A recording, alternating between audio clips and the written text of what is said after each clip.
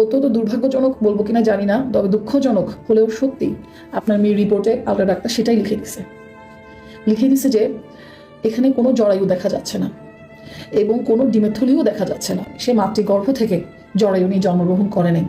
আপনি হচ্ছেন মা, আপনি হচ্ছেন বাবা, আপনার একটা মেয়ে আছে এবং তার বয়স হচ্ছে 16 বছর।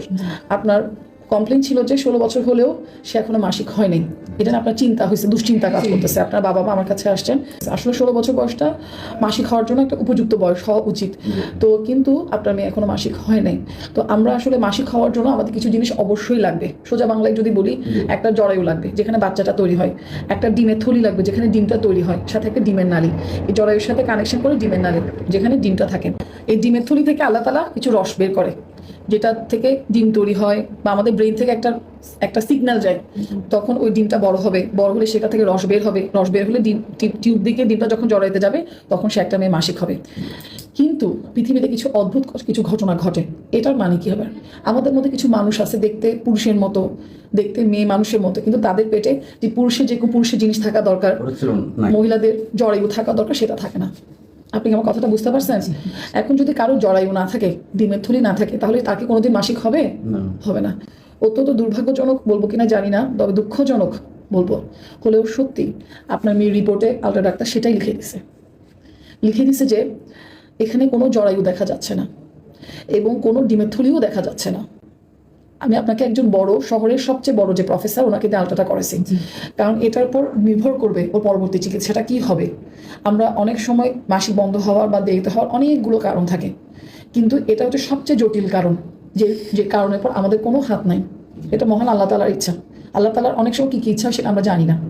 তার মধ্যে একটা হচ্ছে যে সে মাতৃগর্ভ থেকে জরায়ু নিয়ে জন্মগ্রহণ করে নাই, সাথে তার ডিমের থলিগুলোও নাই। আমি কি বুঝতে পারছি?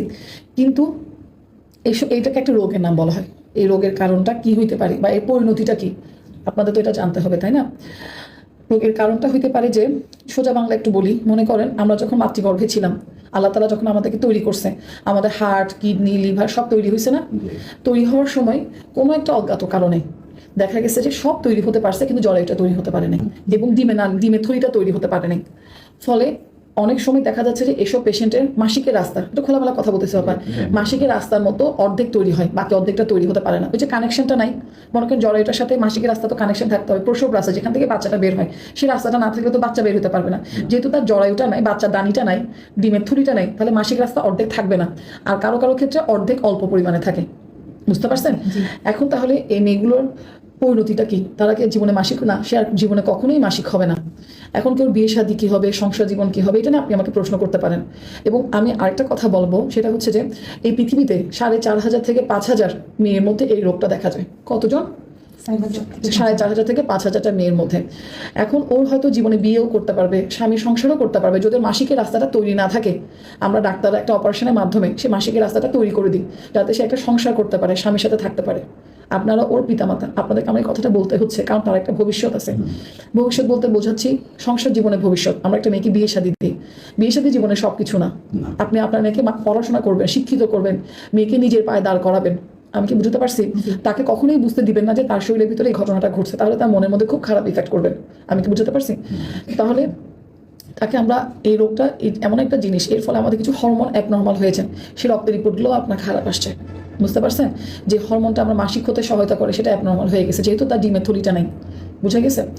আর সাথে আরেকটা কথা বলবো, এই যে ঘটনাগুলো ঘটলো, এসব পেশেন্টদের অনেক সময় লিভার, কিডনি সমস্যা হয় বা মেরুদণ্ডের হাড়ের সমস্যা হতে পারে বিভিন্ন ধরনের।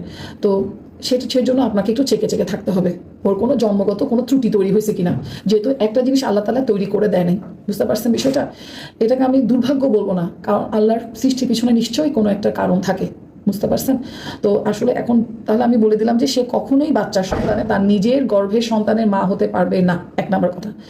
যদি সে বিয়ে শাদী করতে পারবে, যদি তার মাসিক রাস্তাটা তৈরি না থাকে, ভেজায় না বলে আমরা, এটা যদি তৈরি না থাকে, অনেক সময় ডাক্তাররা যাতে সে সহবাস করতে পারে সেই রাস্তাটা আমরা তৈরি করে দিই, যাতে যদি আপনারা তাকে বিয়ে দিতে থাকেন।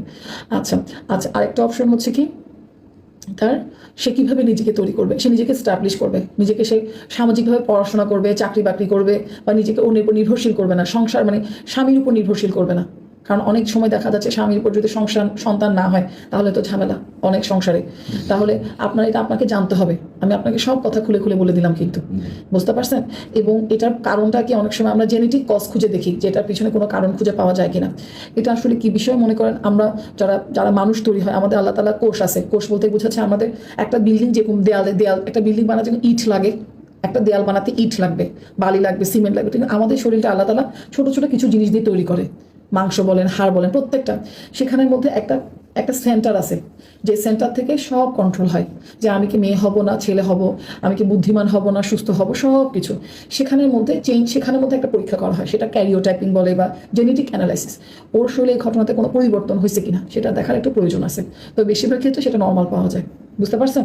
আর আমি যেটা বললাম, ওর কোনো হাড়ের সমস্যা থাকতে পারে, কিডনির সমস্যা থাকতে, বেশিরভাগ রোগের হাড় বা কিডনিতে জটিলতা দেখা দেয়। তাহলে ওকে সুস্থ থাকতে হলে এটা চেকে থাকতে হবে। এই বিষয়ে বড় ডাক্তারের সাথে আপনাদের আপনার পরিচয় থাকতে হবে বা ওনাকে দেখাতে হবে। আপনার কথাগুলো আমরা অনুমতি নিয়ে রেকর্ড করতেছি, কারণ আমাদের এরকম অনেক পেশেন্ট আমরা পাই না যাতে মাসিক হচ্ছে না, তার মধ্যে এটা একটা কারণ। এছাড়া মাসিক না হওয়ার আরো অনেকগুলো কারণ আছে, কিন্তু আপনার মেয়েটা দেখতে পুরোপুরি মেয়ের মতো, তাহলে তার সামাজিকভাবে কোনো সমস্যা হওয়ার কথা নয়। বুঝতে পারছেন বিষয়টা? এটা হলো কথা। ঠিক আছে, আল্লাহ ভরসা। আপনার মেয়ের জন্য অনেক দোয়া রইল, আল্লাহ যেন তার বাকি পথটা সহজ করে দেয় ইনশাল্লাহ। আর কি করতে হবে না করতে হবে আমি বাকিটুকু আপনাকে বুঝে বলে দিচ্ছি, ঠিক আছে?